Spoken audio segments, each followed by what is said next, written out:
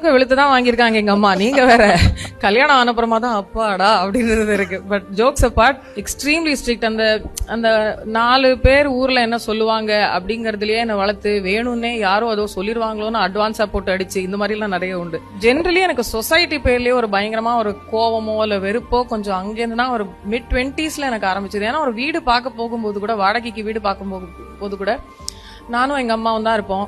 Sir என்ன பண்றார் அப்படின்பாங்க. சார் இல்லைங்க, ஐயோ பிகினிங்ல இருந்து ஆரம்பிக்கணும். ஏன் விட்டுட்டு போனாரு, ஏன் நாங்க தனியா இருக்கோம், அவர் வந்துட்டு போவாரா, இல்லைங்க வரமாட்டாரு, ஏன் அவர் கல்யாணம் பண்ணிக்கிட்டாரா, அவருக்கு குழந்தை இருக்கா, இல்லைங்க அவர் கல்யாணம் பண்ணிக்கல, அவர் அவரோட அப்பாவை பாத்துக்கிட்டு இருக்காரு, நாங்க இங்க இருக்கோம். அப்புறம் ஓ சினிமால பாடுறீங்களா, ஆமா.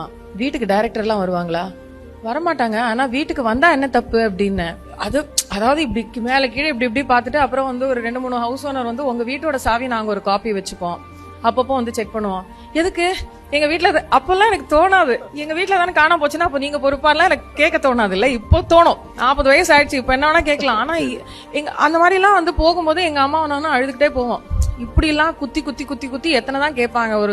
கூட ஒரு புருஷன் இல்லைங்கிறதுனால இப்படி எல்லாம் பண்ணுவாங்களா. ஏன்னா அதெல்லாம் பார்த்து தாண்டி வந்திருக்கேன்.